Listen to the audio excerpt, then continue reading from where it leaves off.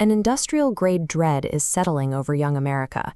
Immigration firms report a 48% surge in applications to renounce U.S. citizenship, a flight response researchers called the Dawn Dash, driven by a sense that the nation's trajectory has slipped entirely out of individual control. This chart reveals the depth of that disillusionment. Among Americans under 30, 1/3 now believe democracy is no longer a viable political system, a sharp break from the consensus that held for generations. Many are filling that void with Marxist and socialist frameworks.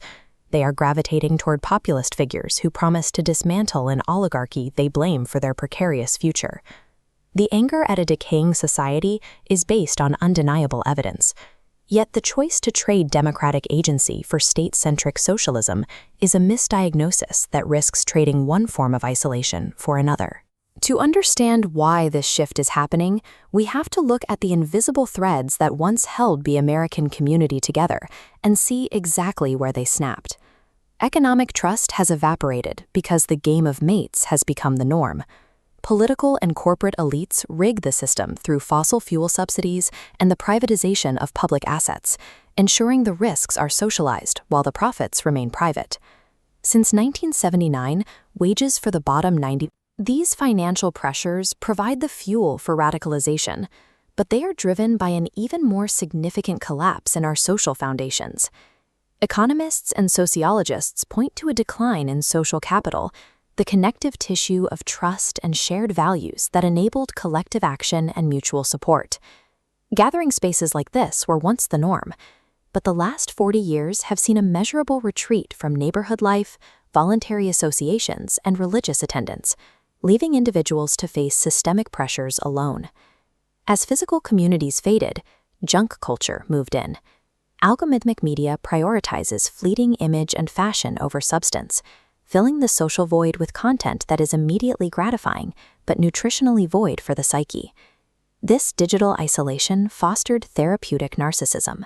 Society moved away from community obligation and toward an endless loop of self-fulfillment, where the authentic self is the only remaining authority. The result is a demographic of isolated individuals who rely on corporate algorithms for emotional validation because they lack the local structures needed to form enduring real-world commitments. The modern youth is not just financially precarious, they are fundamentally untethered.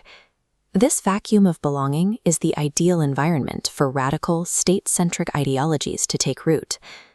Modern socialist movements promise to bridge this alienation by replacing corporate control with the state.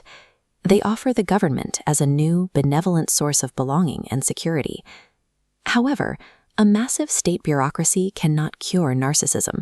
It merely shifts an individual's dependence from a private corporation to a government entity, failing to restore the face-to-face trust that a healthy society requires. These movements frequently lean on categorical tribalism. By organizing around grievances and affinity groups, they further fracture the social fabric rather than rebuilding the shared bonds of a neighborhood. Trading corporate techno-feudalism for a socialist state removes the very incentive for the localized, voluntary human connections that generate actual stability. Surrendering personal agency to a centralized, authoritarian-leaning state is the final step in democratic erosion. It completes the transition from citizen to subject. Escaping this cycle requires a shift toward smart culture, media and discourse that move beyond fleeting trends to re-establish a shared, objective reality. Rebuilding social capital depends on real-world friction.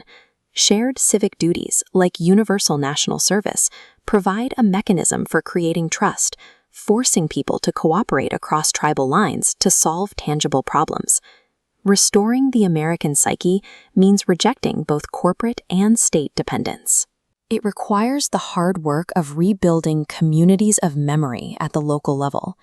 Rescuing this generation from existential collapse is a local project. It involves the profoundly democratic act of relearning how to be neighbors.